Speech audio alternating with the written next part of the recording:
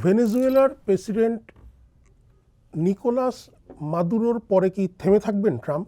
Trump নতুন একটি তত্ত্ব আনছেন, কি সেই তত্ত্ব, তার শিকার কে কে হতে পারে, এই বিষয়গুলো নিয়েই আমরা কথা বলবো সাংবাদিক সেলিম খানের সঙ্গে। সেলিম খান, আপনাকে স্বাগত। আমরা 1823 সালের মনরো ডক্ট্রিনের কথা শুনেছি, এর আগের একটা আলোচনাতেও আপনি এই কথাটা তুলেছিলেন।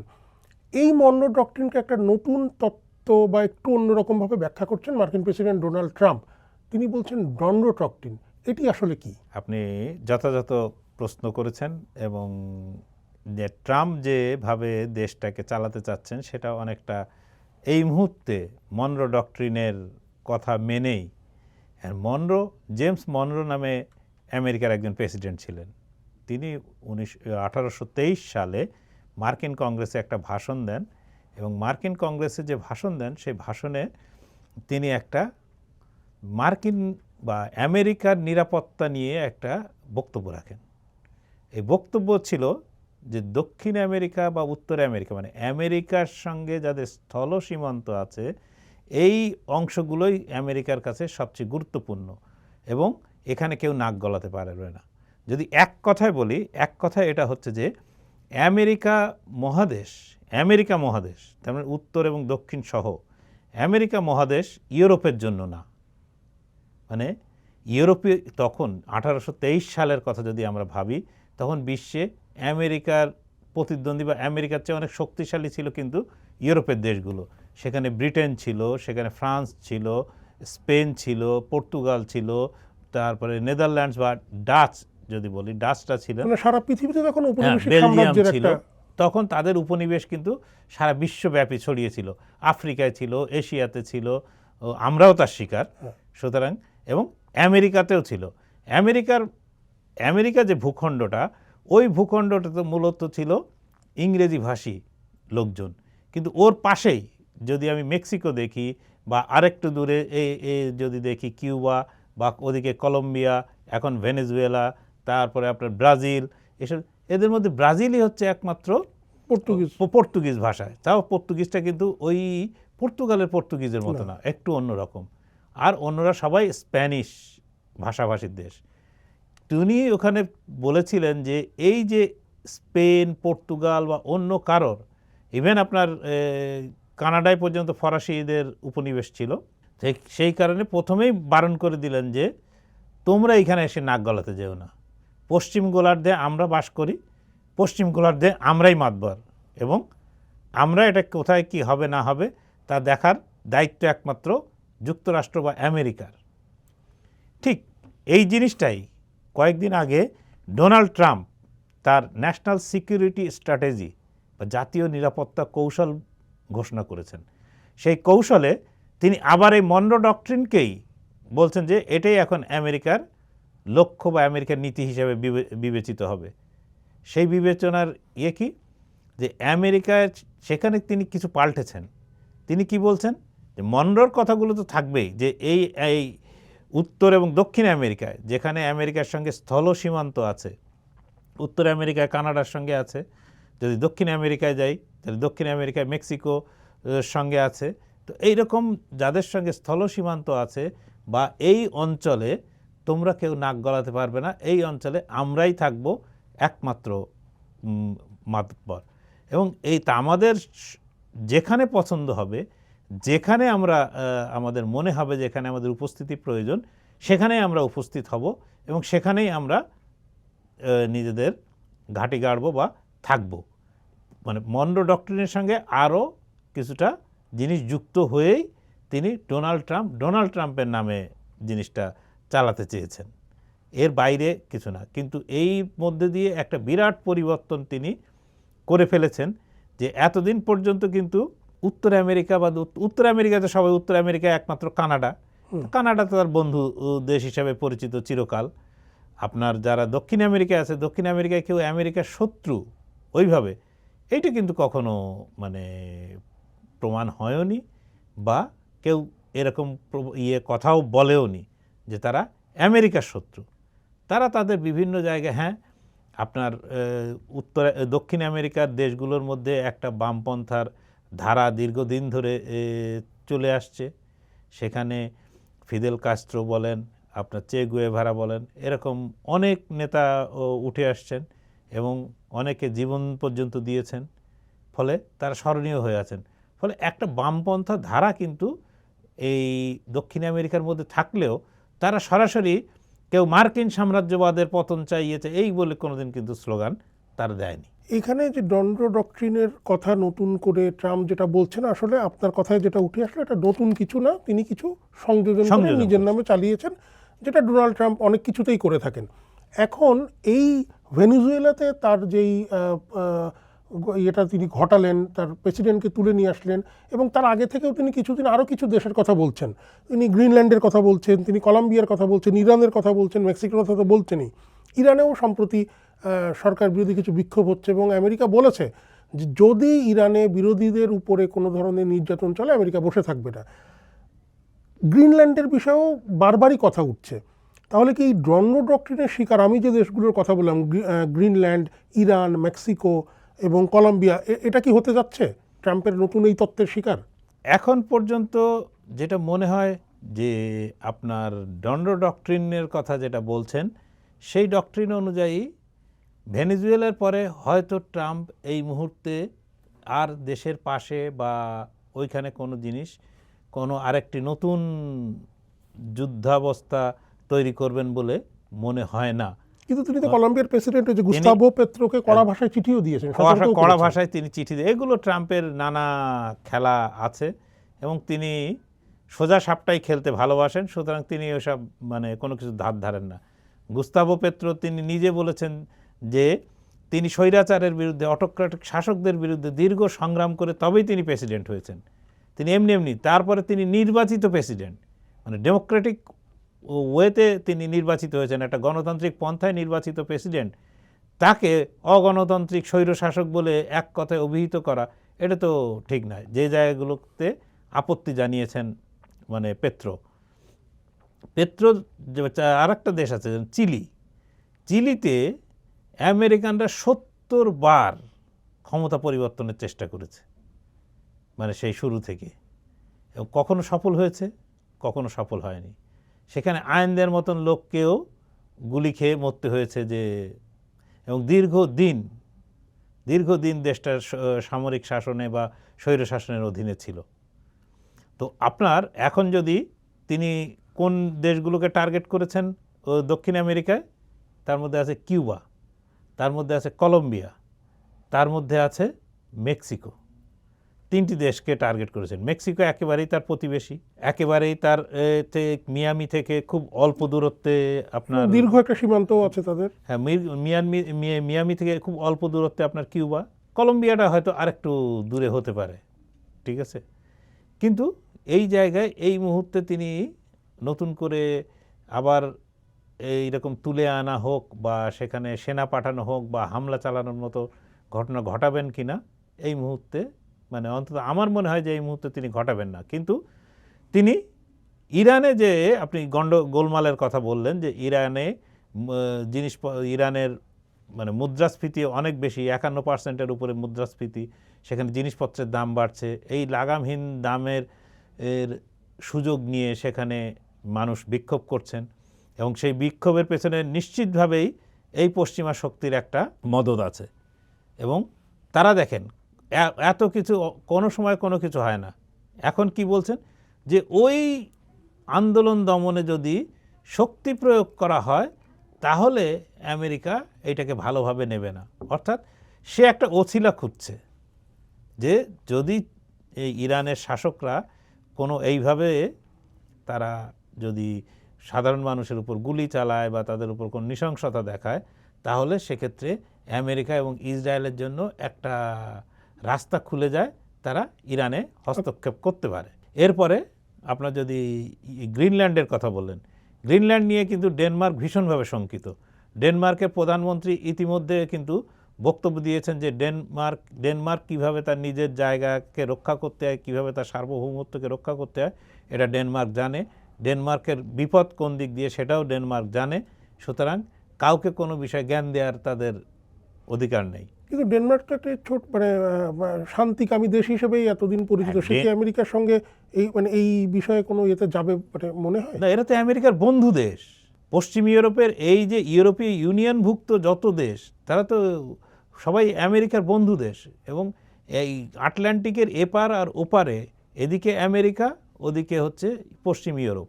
তো পশ্চিম ইউরোপের পুরো দেশটাই তো মানে দেশের সমষ্টি, যারা ইউরোপীয় ইউনিয়ন নামে পরিচিত, তারা তো তাদের বন্ধু, তারা তো কখনো শত্রু ছিল না। এই প্রথম যেটা মনরো ডক্ট্রিনে যে কথাটা বলা হয়েছে, হার্শলি বলা হয়, তাহলে বিষয়টা এইরকম যে পশ্চিম গোলার্ধে ইউরোপের কোনো স্থান নেই, ইউরোপ তুমি বাদ, পশ্চিম গোলার্ধে আমার বাস, আমি থাকব। তা ডোনাল্ড ট্রাম্প কিন্তু সেটি দেখাচ্ছেন। তিনি আপনার ইউক্রেন যুদ্ধ বাইডেনের আমলে আমেরিকা যেভাবে সক্রিয়ভাবে ভূমিকা নিয়েছিল, ডোনাল্ড ট্রাম্প আসার পরে কিন্তু সেই ভূমিকা অনেকটাই স্তিমিত হয়ে এসেছে। কিন্তু ইউরোপের কাছ থেকে ইউক্রেন যে পরিমাণ সাহায্য পাচ্ছে, আপনার ট্রাম্পের কাছ থেকে বা ট্রাম্প প্রশাসনের কাছ থেকে সেই সাহায্য কিন্তু তারা পাচ্ছে না। বরং তাদের উপর উল্টে চাপ প্রয়োগ করা হচ্ছে যে পুতিন যে শর্তের কথা বলছেন সেই শর্তে ইউক্রেনকে রাজি হতে। ডেনমার্কের তো ভীতি এক ধরনের আছেই, যে এখন আপনি ঠিকই বলেছেন যে দেশটি ছোট দেশ, সামরিক শক্তিতে তো আমেরিকার সঙ্গে কোনো অংশেই আসে না, বরং তারা তাদের নিরাপত্তাকে চিরকাল আমেরিকার উপর ছেড়ে দিয়ে, ন্যাটো নামে জোটের উপর ছেড়ে দিয়ে তারা এতকাল ছিল। এখন তারা দেখছে যে তাদের যে ন্যাটো জোটের প্রধান শক্তি হচ্ছে আমেরিকা, সেই আমেরিকাই তাদের গিলে খেতে চাচ্ছে। আমেরিকা গিলে খেতে চাইলে তার কাছে আত্মসমর্পণ করা তো আর পন্থা না। সে যতক্ষণ নিজেকে ঠেকিয়ে রাখতে পারে কথার মাধ্যমে, তার বক্তব্যের মাধ্যমে, ততক্ষণ সে ঠেকিয়ে রাখার চেষ্টা করবে। এবং আমার ধারণা গ্রিনল্যান্ড এবং ইরান এই মুহূর্তে সবচেয়ে ঝুঁকির তালিকায় আছে। এবং গ্রিনল্যান্ডে আমেরিকার একটি বেজও আছে, স্পেস বেজ আছে। তারপরেও ট্রাম্প বলছেন যে যুক্তরাষ্ট্রের নিরাপত্তার স্বার্থে গ্রিনল্যান্ডকে তার প্রয়োজন। এখানে তাহলে মানে আসলে সময় বলে দেবে যে গ্রিনল্যান্ডের ভবিষ্যৎ কি হবে। এটা কি আবারও মানে কোনো একটি ভেনেজুয়েলার মতো অবস্থা হবে কিনা? ভেনেজুয়েলার কথাতে একটা জিনিস আমি একটু আপনার কাছে জানতে চাই। ভেনেজুয়েলার নতুন পার্লামেন্ট শপথ নিয়েছেন এবং ওখানকার ন্যাশনাল যে অ্যাসেম্বলির স্পিকার হোর্হে রদ্রিগেজ বলেছেন তার অ্যাজ এ স্পিকার এবং তার যে আইনসভা, তাদের প্রধান কাজ হচ্ছে মাদুরোকে মুক্তি করতে যা যা করা দরকার আইনি প্রক্রিয়া থেকে শুরু করে সব কিছু তারা করবে। আমরা যদি একটু অন্যান্য বিভিন্ন দেশে যখন একটু সরকার পরিবর্তন হয় বা এই ধরনের সরকার প্রধান উৎখাত হয়, দেখা যায় পরবর্তীতে যারা ক্ষমতায় আসে তারা ওই সরকারের বিরোধিতা করে। ভেনেজুয়েলার ক্ষেত্রে কিন্তু সেটা হলো না। তার পার্লামেন্ট পক্ষে, মাদুরোর পক্ষে, এবং বলছে যে আমরা যা করার তাই করব। উল্টো দিকে ভেনেজুয়েলার অন্যান্য প্রতিবেশী দেশগুলো কিন্তু খুব যে মানে কিছু প্রতিবাদ করেছে, কিন্তু এটা নিয়ে খুব জোরালো কোনো কথা বলেনি। তাহলে কি ভেনেজুয়েলা এখানে একা হয়ে যাচ্ছে? না, ভেনেজুয়েলা একা হয়ে যাচ্ছে না, কিন্তু বরং আপনি একটু ভেনেজুয়েলায় অন্যরকম বিষয়ের গন্ধ পাচ্ছি। আপনি একটু আগেই যা বলেছেন সেটি সঠিক, যে যখনই আমেরিকা বা পশ্চিমা শক্তিগুলো ঝাঁপিয়ে পড়ে কোনো দেশের শাসক পরিবর্তন করে, সেখানে যখন নতুন শাসকের আবির্ভাব ঘটেছে এবং তারা একেবারে আমেরিকা এবং তার বন্ধুদের, তার মিত্রদের মানে একেবারে পুরোপুরি মানে নিঃশর্ত সমর্থন, নিঃশর্ত সহযোগিতা সব কিছু দিয়ে এসেছে, মানে বিনা প্রশ্ন ব্যয়। এই প্রথম দেখা যাচ্ছে যে দেশ থেকে প্রেসিডেন্টকে, সেই দেশের নির্বাচিত প্রেসিডেন্টকে তুলে নিয়ে এসে আমেরিকার আদালতে বিচার করার জন্য যাকে আনা হয়েছে, নিউ ইয়র্কে আনা হয়েছে, সেই দেশের পার্লামেন্টে নতুন একজন ভাইস প্রেসিডেন্ট ছিলেন, তিনি ভাইস প্রেসিডেন্ট থেকে প্রেসিডেন্ট হিসেবে শপথ নিয়েছেন। তো তিনি এখন প্রেসিডেন্টের পরে আবার পার্লামেন্টের তো শপথ নেওয়ার দরকার ছিল না, কিন্তু কেন তারা শপথ নিয়েছেন এটা আমি কোন যুক্তিতে, এটা তো আমার ঠিক বোধগম্য নয়। তো যে শপথ নেওয়ার পরেও তারা যে অবস্থান নিয়েছেন, তাদের এই অবস্থানটা কিন্তু হওয়ার কথা ছিল না। বরং তাদের অবস্থান হওয়ার কথা ছিল যে আমেরিকা যা বলবে আমরা সেটাই শুনব। তারা মাদুরোর মুক্তি চাইতেন না, বরং তারা মাদুরোর বিচার চাইতেন, যে হ্যাঁ এই লোকটা বদমাইশ, এই লোকটা খারাপ, এই লোকটা এই ভেনেজুয়েলাকে ধ্বংস করেছে, এর বিচার চাই, আমরাও এর বিচার চাই, এই ধরনের কথা বলতেন। কিন্তু দেখেন একদম একটা দেশের পার্লামেন্টের সদস্যরা সেখানে কিন্তু রাস্তায় রাস্তায় কিন্তু বিক্ষোভ, কারাকাস সহ বিভিন্ন জায়গায় বিক্ষোভও কিন্তু শুরু হয়েছে, মানুষ রাস্তায় নামতে শুরু করেছে। এরই মধ্যে পার্লামেন্টের সদস্যদের এই বক্তব্য কিন্তু অন্যরকম একটা মেসেজ দিচ্ছে।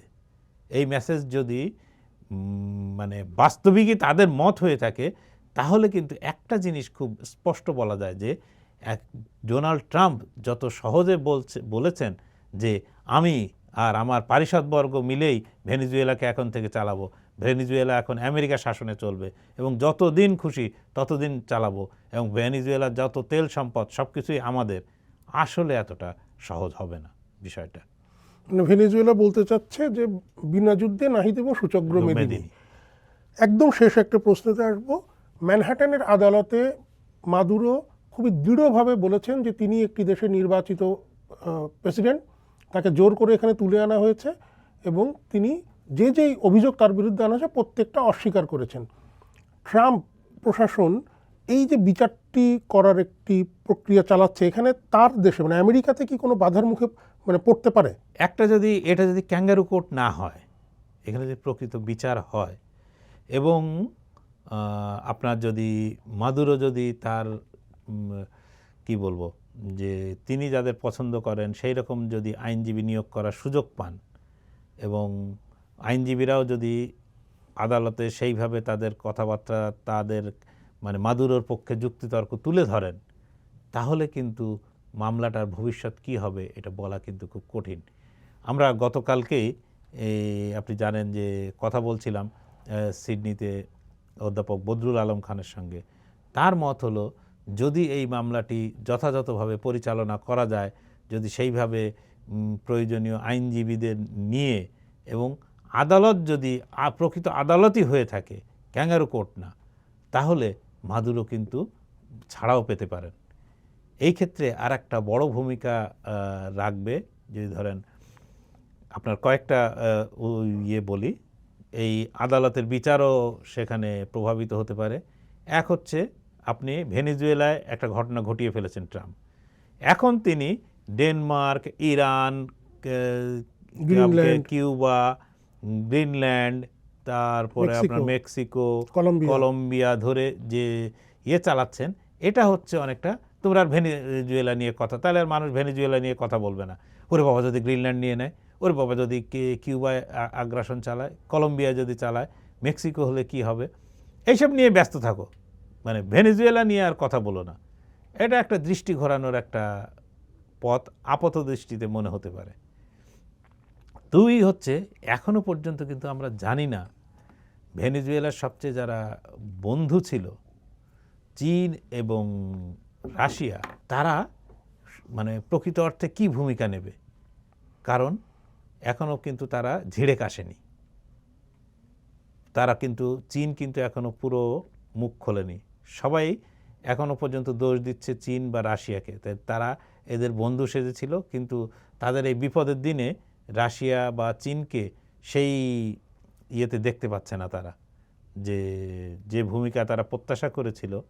এখন এই ভূমিকা তো আমরাও কেউ প্রত্যাশা করতে পারি না যে রাশিয়া এবং চীন এমন কোনো আগ্রাসী ভূমিকা নিক যে ক্ষেত্রে আমেরিকার সঙ্গে সরাসরি তাদের একটা সংঘাতের রাস্তা তৈরি হয়।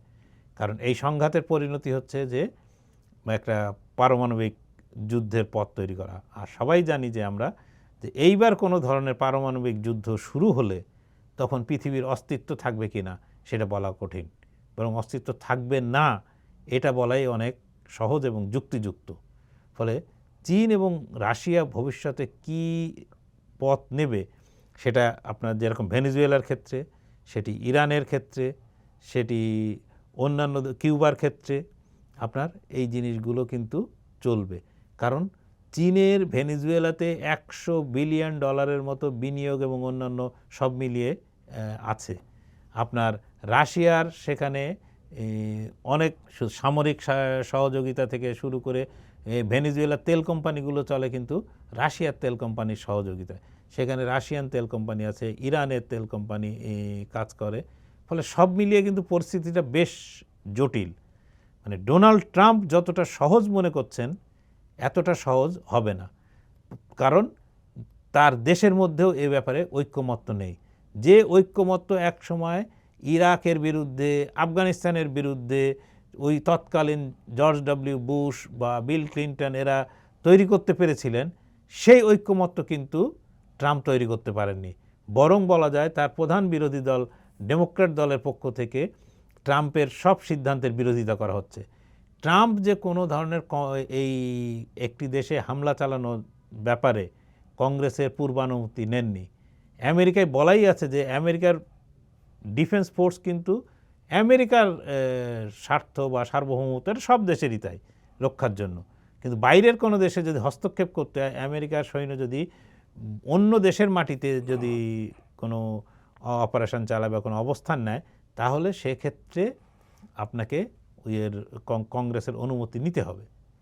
কংগ্রেসের অনুমতি কিন্তু ইরাক যুদ্ধের সময়ও নেওয়া হয়েছিল, আগাম অনুমতি নেওয়া হয়েছিল, আপনার আফগানিস্তানের জন্যও কিন্তু নেওয়া হয়েছিল, লিবিয়ার সময়ও নেওয়া হয়েছিল। সেখানে এই সব তিন ক্ষেত্রেই মানে জাতিসংঘের মাধ্যমে, জাতিসংঘ নিরাপত্তা পরিষদ মানে ইউনাইটেড নেশন সিকিউরিটি কাউন্সিল যেটা, সেই তার মাধ্যমে কিন্তু একটা ঐক্যমত্য তৈরি হয়েছিল। এখন এই জিনিসগুলো যদি ট্রাম্প দেশের ভেতরে এবং দেশের বাইরে, চীন, রাশিয়া সহ বিভিন্ন দেশ ইতিমধ্যে উদ্বেগের মধ্যে পড়ে গেছে, এবং এই ছোট ছোট দেশগুলো যারা আমেরিকাকে চটিয়েছে বা কখনো মনে করছে যে তাদের কাজে আমেরিকা রেগে যেতে পারে বা আমেরিকার স্বার্থে আঘাত হতে পারে, তারা কিন্তু এখন বন্ধু খোঁজা শুরু করবে, যে বন্ধু তাকে আমেরিকার এই ধরনের গেম প্ল্যানের হাত থেকে রক্ষা করবে। তো এই জিনিসগুলো কতটা জোরালোভাবে আগামী দিনগুলোতে আসবে তার উপরে কিন্তু নির্ভর করছে যে এই মাদুরোর বিচার। একদিকে ভেনেজুয়েলা চাচ্ছে মাদুরো তাদের দেশের প্রেসিডেন্ট, তাদের প্রেসিডেন্টকে প্রেসিডেন্টের মর্যাদায় সেখানে ফেরত দেওয়া হোক। আমেরিকার ভেতরে এক ধরনের প্রতিবাদ চলছে। আর বিশ্বের কোনো দেশ নেই, যে দেশ, আমি ইসরায়েলের কথাটা ঠিক বলতে পারবো না, কিন্তু কোনো দেশ এখনো পর্যন্ত খুঁজে পাওয়া যায়নি যে যারা আমেরিকাকে একেবারে পুরোপুরি সমর্থন করেছে। ব্রিটেন, যারা সব কাজে আমেরিকার আগে গিয়ে আমেরিকার নীতিকে সমর্থন করে, তারা পর্যন্ত বলেছে যে মানে ধরি মাছ না ছুঁই পানি গোছে, যে আমাদের এখানে কোনো ইনভলভমেন্ট নেই। এখানে ইনভলভমেন্ট নেওয়া হচ্ছে যে মাদুরোর মতো একজন স্বৈরশাসককে হটানোয় আমরা দুঃখ বোধ করছি না। তো তুমি দুঃখ বোধ করলেও কি না করলেও কি, সে দেশের মানুষ।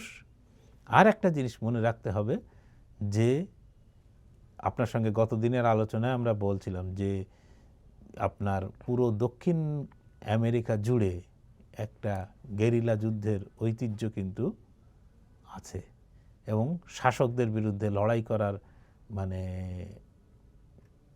মানুষের মধ্যে এক ধরনের কি বলবো খুব স্বাভাবিক প্রবণতা, এই প্রবণতা কিন্তু আছে। এবং ভেনেজুয়েলার মানুষ যদি প্রতিরোধ গড়ে তোলে, ভেনেজুয়েলার সামরিক বাহিনী যদি প্রতিরোধ গড়ে তোলে, তাহলে কিন্তু আমেরিকানরা যত সহজে বলছেন যে তেল তুলবো আর বেচবো আর টাকা সব আমেরিকার ব্যাংকে জমা হবে, এত সহজ সব কিছু হবে না। ধন্যবাদ আপনাকে। সিমন বলিভার এবং চে গেভারার লাতিন আমেরিকায় মার্কিন যুক্তরাষ্ট্র কি আসলেই ভেনেজুয়েলার মাধ্যমে তার কর্তৃত্ব নতুন করে আরোপ করতে পারবে? ডনড্রো ডকট্রিনের কিছু আশঙ্কার কথাও সেলিম খান বললেন। ডনড্রো ডকট্রিন এবং ডোনাল্ড ট্রাম্প তার শিকার কোন কোন রাষ্ট্র হতে পারে তার একটি সম্ভাব্য কথাও বললেন সেলিম খান। আমরা জানতে চাই আপনার মতামত। চর্চার ইউটিউব চ্যানেল এবং ফেসবুক পেজে আপনার মতামত জানান। চর্চার সঙ্গে থাকুন।